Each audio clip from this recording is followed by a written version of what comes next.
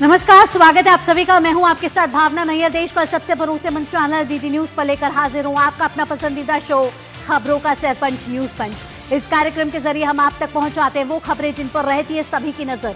लेकिन न्यूज पंच में सिर्फ खबर नहीं होती, बल्कि होती है हर खबर की पूरी पड़ताल, वो भी तथ्यों और आंकड़ों के साथ आपको समझाते हैं डंके की चोट पर खबर का हर एक छोटा बड़ा बिंदु। साथ ही ग्राउंड जीरो पर मौजूद रहती है अपनी संवाददाताओं की टीम, जिनसे लेते हैं हम हर एक अपडेट। यानी न्यूज पंच में हर खबर पर पैनी नजर रहती है। और आज 2 बजे के इस बुलेटिन में न्यूज पंच के जरिए जिन महत्वपूर्ण खबरों का रुख करने वाले हैं, उन टॉप लाइंस का रुख कर लेते हैं। सबसे पहले खबर महाराष्ट्र से जुड़ी हुई होगी। महाराष्ट्र में दर्दनाक मंजर सामने आया है। महाराष्ट्र के उप मुख्यमंत्री अजीत पवार का असमय निधन हो गया है। विमान हादसे का वे शिकार हुए हैं। राजनीति के गलियारे में इस समय शोक का माहौल है। साथ ही साथ उनके राजनीतिक और व्यक्तिगत सफर के बारे में भी आपको विस्तार से बताएंगे। इसके साथ एक रिपोर्ट पेश की गई है, वैश्विक रिपोर्ट है, जिसमें भारत की सैन्य शक्ति सामने आई है। टॉप 5 देशों में इस समय भारत सामने आता हुआ दिख रहा है। वहीं अगर पाकिस्तान की बात करें तो पाकिस्तान एक बार फिर पिटा है, और साथ ही जहां वो पिछले साल 12वें नंबर पे था, आज गिर के उसकी रैंक 14वें नंबर पे आ गई है। और जो तीसरी और महत्वपूर्ण खबर न्यूज पंच में होने वाली है, वो है भारत और ईयू ट्रेड डील से जुड़ी हुई, जिसको कहा जा रहा है मदर ऑफ ऑल डील्स। और इसमें सिर्फ और सिर्फ देश की नजर ही नहीं, या ईयू देशों की नजर ही नहीं है, इसमें दुनिया भर की नजर है। लेकिन अंतरराष्ट्रीय मीडिया ने इसे कैसे कवर किया, और अंतरराष्ट्रीय मीडिया में भारत ईयू ट्रेड डील का कैसे बजा है डंका, आपको न्यूज पंच में विस्तार और एक्सप्लेनर के साथ बताएंगे।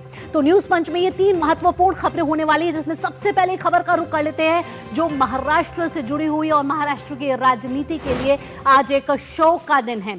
अजीत पवार यानी कि महाराष्ट्र के उप मुख्यमंत्री अजीत पवार का आखिरी उड़ान था, आज आखिरी सफर था, जहां उनके असमय मृत्यु हो गई है। एक विमान हादसे का शिकार हुए हैं, जिसमें अजीत पवार का निधन हो गया है। आपको बता दें कि यह विमान मुंबई से उड़ा था और बारामती में क्रैश हुआ है। एक जनसभा के लिए उन्हें जाना था, जहां अजीत पवार के साथ जो विमान में और भी अधिकारी थे, और जो उनका निजी विमान कहा जा रहा है, वो क्रैश हो गया, जिसमें अजीत पवार की असमय मृत्यु हो गई है। एक बड़ा राजनीतिक सफर अजीत पवार का रहा है। और साथ ही साथ अगर राजनीति के लिहाज से देखें तो इस समय महाराष्ट्र ही नहीं, पूरे देश में शोक का माहौल है। 3 दिन के लिए महाराष्ट्र में राज्य शोक जो है वो कहा गया है, और इस समय शोक की लहर पूरे महाराष्ट्र में है। तमाम राजनीति के गलियारों से, राजनीतिक नेताओं से प्रतिक्रिया आ रही है। उनके व्यक्तिगत जीवन के बारे में राष्ट्रपति से लेकर प्रधानमंत्री नरेंद्र मोदी ने शोक व्यक्त किया है। साथ ही साथ परिवार इस समय पूरी तरीके से शोक संतप्त है। और आपको बता दें कि महाराष्ट्र में एक बड़ा हादसा हुआ है। बारामती में यह हादसा हुआ है, जहां अजीत पवार का प्लेन क्रैश हो गया। आइए ग्राफिक्स के जरिए सीधा आपको बताते हैं कि कैसे यह हादसा हुआ और प्रारंभिक जांच में क्या कुछ निकल कर आया है। ये देख रहे हैं आप विजुअल्स के जरिए आप देख रहे हैं कि ये 6 जहां विजुअल्स देख रहे हैं कि एक तरफ प्लेन क्रैश हुआ, और कहा जा रहा है कि लैंडिंग के दौरान ये हादसा हुआ है। हालांकि प्रारंभिक जांच में भी बहुत कुछ निकल कर नहीं आया है और ना बताया जा रहा है, लेकिन सोर्सेज ये जरूर कह रहे हैं कि लैंडिंग के दौरान ये हादसा हुआ है।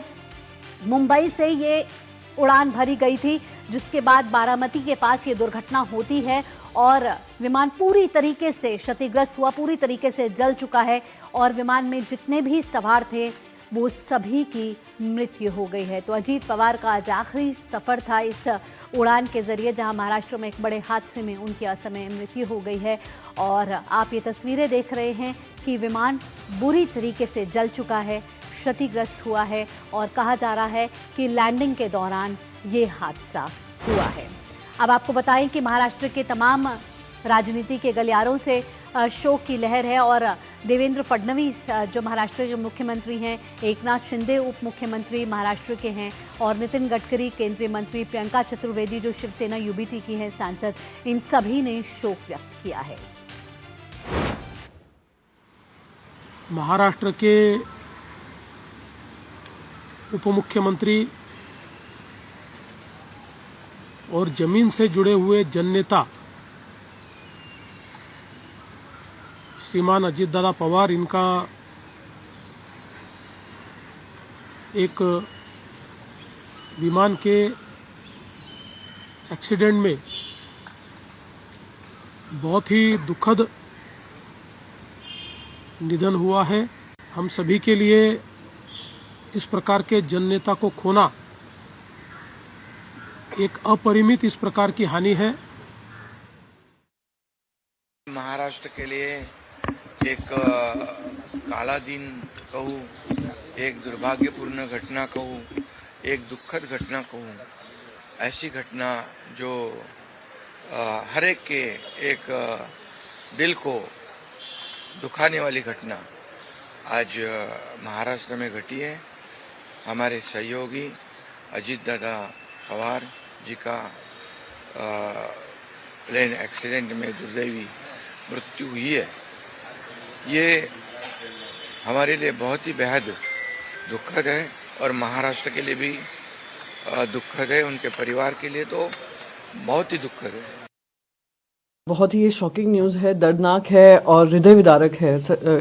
आपसी मतभेद रहे हैं पर उनके साथ मुझे काम करने का मौका भी मिला है और अत्यंत कमिटेड और हमेशा काम से काम रखने वाले एक व्यक्ति थे। और मैं पवार साहब को, सुप्रिया को, सुनेत्रा जी को, पार्थ को, जय को, सभी को अपनी संवेदनाएं व्यक्त करना चाहूँगी क्योंकि वो एक महाराष्ट्र के एक मैं कहूँगी अमंग्स द यंगर लीडरशिप थी और काफ़ी प्रॉमिसिंग लीडरशिप थी। उनका इस तरीके से जाना बहुत ही दर्दनाक है। अजीत पवार का ये एक्सीडेंट में निधन होना ये बहुत ही दुखद और दुर्भाग्यपूर्ण है। बहुत कर्मठ, अच्छा प्रशासक और विकास की दृष्टि रखने वाले ऐसे वो नेता थे। उनके जाने से बहुत बड़ा नुकसान हुआ है। उनके परिवार को भी काफ़ी उनके ऊपर भी एक बड़ा हादसा हुआ है। मुझे लगता है कि भगवान उनको ये जो घटना हुई है इसका दुख सहन करने की ताकत दे। मैं व्यक्तिगत रूप से और पार्टी के तरफ से महाराष्ट्र के इस पुराने सहयोगियों को मैं श्रद्धांजलि अर्पित करता हूँ। भगवान उनके आत्मा को शांति दे। तो महाराष्ट्र की राजनीति में एक लंबा सफर तय किया है अजीत पवार ने और आप सुन रहे थे अभी महाराष्ट्र से जुड़े तमाम राजनेताओं को जो अपने अपने तरीके से शोक व्यक्त कर रहे थे अजीत पवार के इस दर्दनाक हादसे में उनके निधन पर। आइए आपको अजीत पवार के राजनीतिक सफर के बारे में बताएं तो उनकी जो जन्म है वो 22 जुलाई 1959 को हुआ था और 28 जनवरी 2026 यानी आज के दिन उनका निधन हो गया है। असमय निधन जहां विमान हादसे में उनकी मौत हो गई है। और साथ ही आपको बता दें कि 1982 में उन्होंने राजनीति में कदम रखा था। बारामती लोकसभा क्षेत्र से सांसद और 1991 में उन्होंने विधानसभा का भी प्रतिनिधित्व किया था। एक लंबे समय तक वे उप मुख्यमंत्री रहे हैं। लगातार बात करें तो 5 बार उन्हें विधायक बनाया गया, चुना गया और 2023 में बता दें कि उनका जो सफ़र है और आगे बढ़ा और महाराष्ट्र के उप मुख्यमंत्री अजीत पवार की मुंबई से बारामती जाते समय एक चार्टर विमान दुर्घटना में मृत्यु हो गई है और इस दुर्घटना में उनके साथ सवार कुल 5 लोगों की मृत्यु हो गई है। घटना के बाद पूरे राज्य में इस समय शोक का माहौल है। बारामती अस्पताल जहां उप मुख्यमंत्री अजीत पवार का पार्थिव शरीर लाया गया है वहां भारी संख्या में इस समय लोग जमा हो रहे हैं। महाराष्ट्र के मंत्री और एनसीपी नेता बाबा साहेब पाटिल, साथ ही एनसीपी नेता विक्रम काले ने उनके निधन पर शोक व्यक्त किया है और इसे राज्य के लिए अपूरणीय क्षति व्यक्त किया है। तो तस्वीरों के जरिए आप देख रहे हैं कि परिवार इस समय शोक में लीन है और तमाम परिवार के लोग और राजनीति से जुड़े लोग इस समय सभी शोक संतप्त हैं। और प्रधानमंत्री नरेंद्र मोदी ने भी कहा है कि वे एक जनता के नेता थे और ज़मीन से जुड़े हुए नेता थे जिन्होंने महाराष्ट्र की राजनीति में एक अहम योगदान दिया है। वर्तमान में अजीत पवार महाराष्ट्र के उप मुख्यमंत्री के तौर पर पद पर कार्यरत थे। शिशिर मुंबई से जुड़ गए हैं ज़्यादा जानकारी के साथ। शिशिर, एक अपूरणीय क्षति और अजीत पवार के राजनीतिक सफ़र के बारे में बात की जाए तो व्यक्तिगत तौर पे भी एक बड़े नेता, लेकिन अगर राजनीति के लिहाज से देखा जाए तो जनता के नेता कहा जाने वाले और ज़मीन से जुड़े हुए नेता, उनका जाना एक बेहद ही शोक का, इस समय गम का माहौल है हर जगह। बिल्कुल, देखिए महाराष्ट्र की राजनीति का सबसे बड़ा नाम है अजीत पवार और पिछले 3.5 दशकों से अगर बात करें तो महाराष्ट्र में पवार फैमिली की अगर देखा जाए तो डंका बजता है। और उसमें खास तौर पर अगर बात करें तो अजीत पवार की, क्योंकि पिछले कई सालों से अगर देखा जाए अजीत पवार जो है सिर्फ महाराष्ट्र के राजकारण में नहीं है, बल्कि राजनीति नहीं, बल्कि महाराष्ट्र के सत्ता नीति में भी अजीत पवार है। फिर चाहे बात करें हम 1991 से लेकर, हालांकि जब से वो सांसद बने उसके बाद उन्होंने देखा किस प्रकार से वो राज्य की राजनीति में सक्रिय हुए। बारामती उनका गढ़ बना और उसके बाद लगातार, मतलब 1991 से लेकर अब तक जो है लगातार बारामती से वो चुन के आ रहे हैं। आप समझ सकते हैं कि कितना जनाधार उनका बारामती और पुणे जो पूरा इलाका है वहां पर है।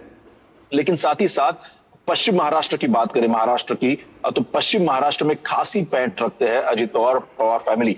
और उसके बाद हमने देखा कि किस प्रकार से फिर चाहे वो विधानसभा के चुनाव हो या फिर हम बात करें लोकसभा के चुनाव हो, इतने सालों में लगातार उन्होंने जीत दर्ज हासिल की है। हालांकि आज जब ये हादसा हुआ उसके बाद हमने देखा कि इस वक्त जो खबर हमें मिल रही है, क्योंकि हम इस वक्त बारामती में ही जा रहे हैं, और बारामती में अगर देखा जाए तो जो भी एनसीपी परिवार की अगर बात करें हम, खासतौर पर उनके कार्यकर्ता हो या फिर नेतागण हो, सभी इस वक्त जो है बारामती पहुंच रहे हैं। और इसीलिए कई लंबा जाम हम देख पा रहे हैं कि बारामती रास्ते पर भी है। कुछ ही मिनटों में वहां पर जो उनकी फैमिली भी पहुंचेगी। जिस प्रकार से हमको जानकारी मिली है कि जो कि शरद पवार जो कि मुंबई में थे वो भी बारामती के लिए रवाना हो चुके हैं। उनकी पत्नी दिल्ली से जो है सुनेत्रा पवार, वो बारामती पहुंच रही है। मुख्यमंत्री ने कुछ ही देर पहले कहा कि पवार जो परिवार है वो इस बारे में फैसला लेंगे और आगे की जानकारी जो है मीडिया से साझा की जाएगी। शिशिर, साथ ही विमान हादसे में जब उनका असमय निधन हो गया है, प्रारंभिक जांच में क्या कुछ निकल कर आया है? क्या विमान में कुछ गड़बड़ी थी या लैंडिंग के समय इस तरीके का हादसा हुआ? देखिए 6 सीटर प्लेन ये कहा जा रहा था। जब जो जानकारी में प्राप्त हुई उसके अनुसार तकरीबन 8:15 बजे मुंबई में जो है इसका टेक ऑफ हुआ था और इसका जो टाइमिंग था वो अराउंड 8:55 को, जो हालांकि उसको बारामती पहुंचना था। जो लोग वहां पर मौजूद थे जब ये हादसा हुआ, तो हालांकि आज का जो अजीत पवार का कार्यक्रम हमें मिला था उसके अनुसार अजीत पवार की आज बारामती में कुछ जनसभाएं थी, रैली थी। अपने कार्य में इस वक्त जो है जिला परिषद का जो चुनाव है वो होने वाला है और इसके लिए ही शिशिर, फिलहाल के लिए बहुत बहुत धन्यवाद। आपके नेटवर्क में कहीं कुछ तकनीकी खराबी आ रही है तो आपकी आवाज़ पूरी हम तक साफ नहीं आ पा रही। फिलहाल हमारे संवाददाता शिशिर हम तक जानकारी दे रहे थे कि वे बारामती जा रहे हैं और बारामती में अभी भी तमाम नेता वहां अब मौजूद होने वाले हैं और प्रारंभिक जांच में भी कई बातें निकलकर सामने आ रही हैं। फिलहाल शिशिर, तमाम जानकारियों के साथ आपका बहुत बहुत धन्यवाद। आगे बढ़ेंगे और भारत की सैन्य क्षमताओं के बारे में बात करेंगे, जहां भारत की सैन्य क्षमता लगातार आगे बढ़ती जा रही है और मजबूती दिखा रही है। और ये सिर्फ देश नहीं कह रहा, ये दुनिया की रिपोर्ट कह रही है। दुनिया की सैन्य क्षमताओं की बात की जाए तो उसके आधार पर उसे रैंकिंग देने वाली संस्था है ग्लोबल फायर पावर इंडेक्स। इसकी एक रिपोर्ट आई है और उसने भारत की सैन्य शक्ति को एक मजबूत शक्ति माना है और देशों की सैन्य स्थिति का आकलन किया है। इसमें रिपोर्ट में यह कहा गया है कि साल 2026 में भारत ने सैन्य शक्ति रैंकिंग में दुनिया की चौथी सबसे बड़ी सेना के रूप में अपनी स्थिति बरकरार रखी है, जो पिछले वर्ष के समान ही है।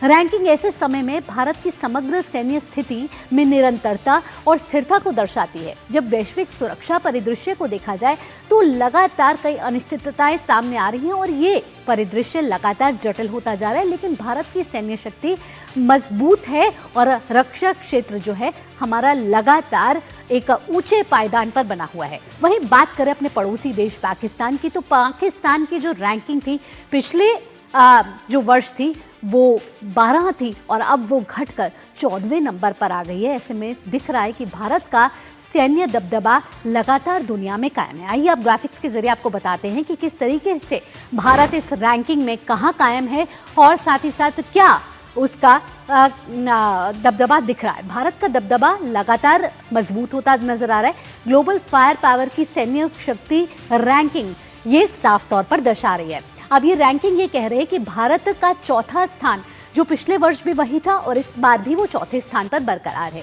भारत का पावर इंडेक्स स्कोर आपको बता दें 0.1346 दर्ज किया गया है। भारतीय सैन्य शक्ति का लगातार रुतबा बढ़ता हुआ नजर आ रहा है। हम देख रहे हैं कि रक्षा क्षेत्र में हम किस तरीके से आत्मनिर्भर हो रहे हैं। अगर सैन्य शक्ति की भी बात की जाए, हमारे जो हथियार हैं हम खुद अपने भारत में बना रहे हैं।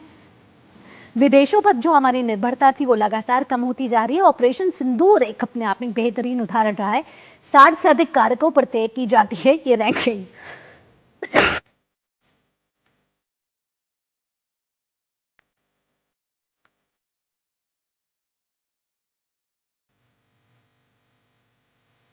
हमारा पड़ोसी देश है पाकिस्तान, वो औंधे मुंह गिर चुका है। पाकिस्तान की रैंकिंग की बात करें तो पाकिस्तान की रैंकिंग में लगातार गिरावट दर्ज की जा रही है। अगर 2026 की इस ग्लोबल पावर रैंकिंग की बात करें, जो फायर पावर रिपोर्ट है, उस इंडेक्स पर 14वें नंबर पर खिसक कर आ चुकी है पाकिस्तान की स्थिति। ऑपरेशन सिंदूर ने ये साबित कर दिया है कि पाकिस्तान के जो सैन्य शक्ति है उसको निस्ते नाबूद किया, उसकी पोल खोल दी और साथ ही साथ उसकी जमीन पर जाकर हमने उसकी सैन्य शक्ति को दिखा दिया है कि वो किस तरीके से कमजोर है। रक्षा और आर्थिक बदहाली भी बड़ी वजह है। हम देख रहे हैं कि पाकिस्तान की आर्थिक हालत इस समय जर्जर है, कई चीज़ें वहाँ महंगी हैं और अगर सैन्य शक्ति की भी बात की जाए तो भारत के सामने उसका कोई मुकाबला नहीं है। 14वें नंबर पर खिसक कर आ चुका है पाकिस्तान, जिसकी पिछले साल रैंकिंग थी 12। आइए अब आगे बढ़ेंगे और दुनिया के जो सैन्य शक्ति के लिहाज से सबसे ताकतवर देश है उनके बारे में आपको बताते हैं। ये देखिए, आप अपनी स्क्रीन पर देख रहे हैं कि वो कौन से ताकतवर सेनाएं हैं जो दुनिया में इस समय अपना रुतबा कायम करके बैठी हैं। अमेरिका पहले स्थान पर है, वहीं रूस दूसरे स्थान पर है, चीन तीसरे स्थान पर है, वहीं भारत जो है आप देख रहे हैं। और ये देखिए, और भी देश हैं जो फ्रांस, जापान, ब्रिटेन, तुर्की, इटली, इनकी भी अलग अलग रैंकिंग है। लेकिन अगर आप टॉप 10 देशों की बात करें तो भारत उन टॉप 10 देशों में आ चुका है। और पिछले साल भी हम देख रहे हैं कि भारत का स्थान 4थे स्थान पर था और आज भी इस साल भी भारत का स्थान 4थे स्थान पर है। वहीं पड़ोसी देश जो पाकिस्तान है वो गिरकर फिसड्डी साबित हुआ है। ये देखिए, पहले स्थान पर इस समय अमेरिका है, वहीं 4थे स्थान पर आप देख रहे हैं भारत है। ये एक बड़ी सैन्य ताकत के तौर पर दर्शाता है दुनिया में, और दुनिया आज देख रही है कि भारत किस तरीके से रक्षा क्षेत्र में मजबूती के साथ खड़ा है। विशाल बरिस्टो हमारे संवाददाता हमारे साथ जुड़ गए, विशाल का रुख करेंगे। विशाल, एक अच्छी खबर है सैन्य शक्ति के लिहाज से, रक्षा क्षेत्र के लिहाज से। आप रक्षा क्षेत्र लगातार कवर करते आए हैं, किस तरीके से आप इस रिपोर्ट को देखेंगे और वैश्विक लिहाज से हम कितने मजबूत हैं? देखिए भावना, जैसे कि आपने दर्शकों को बताया है कि इंडिया ने टॉप 5 का जो ब्रैकेट है उसको बनाए रखा है, लेकिन खास बात यह है कि पाकिस्तान 12वें स्थान से लुढ़क कर 14वें स्थान पर चला गया है और इंडिया ने गैप को और कम किया है। अलग अलग इसके पैमाने हैं, उसमें सबसे बड़ा पैमाना यह है कि आपका फायर पावर डिपेंड करता है कि आपकी कितनी जो आपकी गवर्नेंस है वो कितनी स्ट्रांग है, आपका मिलिट्री स्ट्रेंथ कितनी है और आपका मिलिट्री बजट कितना है। मैं आपको बता दूं कि 2025-26 का जो डिफेंस बजट था वो 81 बिलियन डॉलर्स था और जानकारों के अगर माने तो अभी कुछ दिन में फाइनेंस मिनिस्टर बजट पेश करेंगी और उम्मीद की जा रही है कि 15 से 20% का इसमें और उछाल आएगा। इसके अलावा इंडिया ने जो अपना डोमिनेंस बरकरार रखा है खासतौर से इंडियन ओशन में, वो भी एक बहुत बड़ा पैमाना रहा है और इंडिजिनाइजेशन जो हमने किया है, ऑपरेशन सिंदूर ने इसमें बहुत बड़ी भूमिका निभाई है। और ऑपरेशन सिंदूर की वजह से जो भारत ने पाकिस्तान को 88 घंटे में घुटने टेकने पर मजबूर किया है, यही वजह है कि वहां पर उनकी पोजीशन 12वें स्थान से लुढ़ककर 14वें स्थान पर चली गई है। अगर हम कंपेयर करें इंडियन आर्मी को तो करीब 14 लाख का हमारा एक्टिव मिलिट्री पर्सनल है और 10 लाख का रिजर्व है। तो ये तमाम चीजें हैं जो ये दर्शाती है कि किस तरह से हमने इंडिजिनाइजेशन पर जोर दिया, हमने अपने मिलिट्री बजट पर जोर दिया और भारत की फौजें न सिर्फ इंडियन ओशन में बल्कि अब इंडो पैसिफिक एरिया में हमारी मजबूती तेजी से आगे बढ़ती चली जा रही है। हमने अपनी नंबर 4 पोजीशन को बरकरार रखा है, लेकिन अपनी पोजीशन को और स्ट्रॉन्ग कर लिया है, ये एक बड़ी वजह है। भावना विशाल, इसके साथ साथ अगर रक्षा क्षेत्र में अपनी आत्मनिर्भरता की बात भी की जाए, प्रधानमंत्री नरेंद्र मोदी का हमेशा से विजन था कि रक्षा क्षेत्र में अगर हमें मजबूती पानी है तो अपने हथियार हमें खुद देश में विकसित करने होंगे और दूसरे देशों पर निर्भरता कम करनी होगी। ऐसे में रक्षा क्षेत्र में आत्मनिर्भरता भी यहाँ एक बड़ा मजबूत फैक्टर साबित हो रही है। बिल्कुल ठीक कहा भावना आपने, क्योंकि पिछले साल हमने मनाया था ईयर ऑफ रिफॉर्म्स जो डिफेंस मिनिस्टर ने बोला था और अब हम उसको लगातार और आगे बढ़ते चले जा रहे हैं। अगर पूरे दशक की बात करें तो ये डेकेड ऑफ ट्रांजिशन कहा जा सकता है, जहां पर हम इंपोर्टर से अब एक्सपोर्टर बन चुके हैं। करीब 100 कंट्रीज में इंडियन डिफेंस प्रोडक्ट्स और इक्विपमेंट्स सप्लाई कर रहा है भारत और ये एक बहुत अच्छी बात है। अगर हम ब्रह्मोस की बात करें तो दूसरे देशों के साथ दूसरे देशों ने इसको खरीदने में भी अपनी उत्सुकता दिखाई है और हम जल्द ही एक्सपोर्ट करने वाले हैं अपनी ब्रह्मोस मिसाइल को, जो इंडो रशियन जॉइंट प्रोडक्शन था, लेकिन अब भारत उसको मॉडिफिकेशन के साथ अपने देश में बना रहा है। इसी तरह हमने देखा ऑपरेशन सिंदूर के अंदर जो सेल्फ रिलायंस का नारा था वो इस कदर गूंजा कि भारत को उस पर जीत इसलिए हासिल हुई क्योंकि हमारे पास अपनी चीजें हैं, हमारा तेजस है, हमारा S-400 उसको भी हम रूस के साथ हमने उसको इंपोर्ट किया था, लेकिन अब उसको हम यहाँ बनाने की पूरी तैयारी हो चुकी है, और हमारा INS विक्रांत वो हमने भारत में बनाया है। इस तरह से अगर हम बात करें, लगातार भारत आत्मनिर्भरता पर जोर इसलिए दे रहा है क्योंकि प्राइम मिनिस्टर का विजन है ग्लोबल बिल्कुल सप्लाई विशाल, चेन। इसके साथ साथ अगर अपने पड़ोसी देश की बात कर ले, पाकिस्तान की बात कर ले, तो पाकिस्तान को तो दूसरे देश अंतर्राष्ट्रीय संगठनों से ऋण लेना पड़ता है। उसकी सैन्य ताकत तो साफ तौर पर नजर आ रही है कि फिसड्डी साबित हो रही है। बहुत संक्षेप में बताइएगा। देखिए भावना, बिल्कुल ठीक कहा आपने, पाकिस्तान की जो फाइनेंशियल पोजीशन है वो बहुत कमजोर हुई है। इसी का असर उनके डिफेंस बजट पर भी साफ देखने को मिला है, और जिस तरह से वो IMF के पास गए लोन मांगने के लिए, और एक वीक गवर्नमेंट है वहां पर पाकिस्तान में, तो ये सारे फैक्टर्स है जिसका असर पूरी तरह से आपके ग्लोबल फायर पावर इंडेक्स पर पड़ता है। और यही वजह है कि भारत चौथी पोजीशन पे होते हुए भी चौथी पोजीशन को मजबूत कर रहा है, गैप कर रहा है चाइना के साथ, और पाकिस्तान लुढ़ककर 14वें स्थान पर पहुंच गया है। बिल्कुल, बहुत बहुत धन्यवाद विशाल इन तमाम जानकारियों को हम तक साझा करने के लिए। आगे बढ़ेंगे, और आगे बढ़ते हुए जहां हमने सैन्य शक्ति की मजबूती की बात करी, आइए भारत की वैश्विक मजबूती की भी बात कर लेते हैं। ग्लोबल ऑर्डर में जारी उथल पुथल के बीच ग्लोबल फायर पावर ने साल 2026 की जो वार्षिक सैन्य रैंकिंग जारी कर दी है, उसमें जिस तरीके से हमारी क्षमता को बढ़ा है वो एक बड़ा फैक्टर यहां साबित हो रहा है। और 145 देशों की पारंपरिक युद्ध क्षमता का आकलन करने वाली इस रिपोर्ट में भारत दुनिया की अब चौथी सबसे बड़ी सैन्य शक्ति के रूप में अपनी स्थिति को मजबूत बनाए हुए। वहीं पाकिस्तान की बात करें तो यहाँ लगातार गिरावट दर्ज की जा रही है। लेकिन इसके साथ साथ हम देखें कि भारत EU के क्षेत्र में भी हमने देखा जो डील हुई है, उसको जो मदर ऑफ ऑल डील्स कहा जा रहा है, उसमें वैश्विक मीडिया ने किस तरीके से अपनी प्रतिक्रिया दी है, कैसे कवरेज दी है।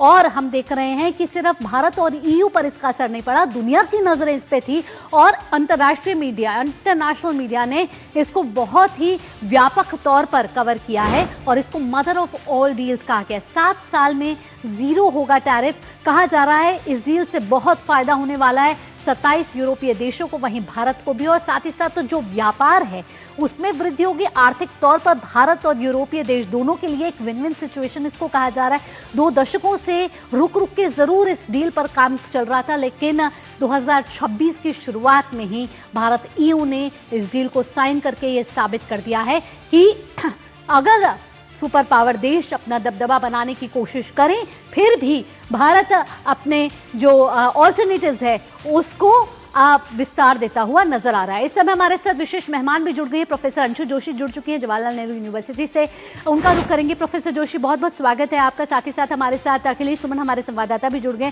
सबसे पहले प्रोफेसर जोशी के पास जाएंगे। प्रोफेसर जोशी, जिस तरीके से भारत और EU देशों के लिए ये विन विन सिचुएशन नहीं है, दुनिया की नजरें इस पर टिकी हुई थी, अंतर्राष्ट्रीय मीडिया ने इसे बहुत ही व्यापक तौर पर कवर किया है और सभी ने इसकी तारीफ की है। निश्चित तौर पर भावना, जिस प्रकार के उथल पुथल भरे वैश्विक राजनीति के माहौल में हम रह रहे हैं, यदि ऑप्टिक्स के दृष्टिकोण से देखें तो 22 साल से अधिक वर्षों का समय लगा, लेकिन mother of all deals finalize हो चुकी है यूरोपियन यूनियन के 27 सदस्य देशों और भारत के बीच में। इस डील को मदर ऑफ ऑल डील्स अभी हाल ही में डावोस में आयोजित वर्ल्ड इकोनॉमिक फोरम के सम्मेलन में उर्सुला वॉन ने कहा था, और ये बिल्कुल मदर ऑफ ऑल डील्स है क्योंकि इसमें 140 अरब की आबादी वाले देश ने 22 ट्रिलियन की इकोनॉमी वाले एक समूह के साथ, जिसमें 27 देश जुड़े हुए हैं, ये FTA किया है, जिसमें एक डिफेंस फ्रेमवर्क भी शामिल है। अभी ग्लोबल फायर पावर इंडेक्स हमारे सामने आए हैं, जिसमें भारत की रैंकिंग सैन्य क्षमताओं में 4थी बनी हुई है, और ये हमारे लिए बहुत गौरव की बात है कि इस FTA के साथ साथ एक डिफेंस फ्रेमवर्क भी हमने साइन किया है। और भावना, ये जो FTA साइन हुआ है, इसके माध्यम से पूरे विश्व का 1/3 व्यापार, 25% GDP, 140 करोड़ की जनता, एक बहुत बड़ा वृहत मार्केट और 22 ट्रिलियन की बहुत ही वृहत इकोनॉमी इसमें शामिल होती हुई हमें दिखाई पड़ती है। विन विन सिचुएशन है। हम यदि प्रोफेशनल मोबिलिटी की दृष्टि से देखें, प्रोफेसर जोशी, हम बहुत संक्षेप में आपसे पूछना चाहूंगी एक और बात, जहां अमेरिका ने 50% टैरिफ भारत पे लगाया और अन्य देशों पे भी हम देख रहे हैं कि जिस तरीके का टैरिफ लग रहा है, अब भारत और EU के बीच की ये डील कितनी महत्वपूर्ण साबित होगी और भारत को इससे कितना बड़ा फायदा मिलता हुआ नजर आएगा? बहुत बढ़िया प्रश्न आपने पूछा। देखिए, पिछले कुछ वर्षों में अमेरिका ने न सिर्फ भारत बल्कि यूरोपियन यूनियन के इन देशों के साथ भी अपने संबंध खराब किए हैं, और इनमें से कई देश जो हैं वो नाटो के भी मेंबर नेशंस हैं। डावोस में उन्होंने जिस तरह से यूरोप के देशों के साथ व्यवहार किया था, उसके बाद से लगातार ईयू के सदस्य देश एक ऐसा सहयोगी ढूंढ रहे थे जिनके साथ विकास यात्रा में आगे बढ़ सके। और ये जो कॉन्फिडेंस है उनको ये हमारे माननीय प्रधानमंत्री के नेतृत्व में भारत ने दिया है। तो हम पर जिस प्रकार के प्यूनिटिव मेजर्स लगे, उसके बावजूद भावना, हमने अपनी जो ग्रोथ है, इकोनॉमिक ग्रोथ है, उसको हमने सेटल और स्टेबल रखा, और हमने ऑल टाइम हाई 8.2% की जीडीपी ग्रोथ भी रिकॉर्ड की, ये टैरिफ लगने के बावजूद। अब इस एफटीए के बाद आप न सिर्फ यूएस पे डिपेंडेंस कम होते हुए देखेंगे, प्रोफेशनल मोबिलिटी और एक्सपोर्ट्स दोनों की दृष्टि से, क्योंकि अभी हमारा गुड्स और सर्विसेज दोनों का व्यापार ईयू के साथ देखें तो वो 180 बिलियन का है, उसको अगले 3 से 4 वर्षों में डबल किए जाने की बात है, और इससे लगभग 100 बिलियन यूएसडी का ट्रेड सरप्लस उत्पन्न होगा, जो भारत के लिए बहुत ही फायदे की बात होगी। बिल्कुल, भारत के लिए बहुत ही प्रॉफिटेबल है ये डील। अखिलेश सुमन भी हमारे साथ जुड़े, हमारे संवाददाता।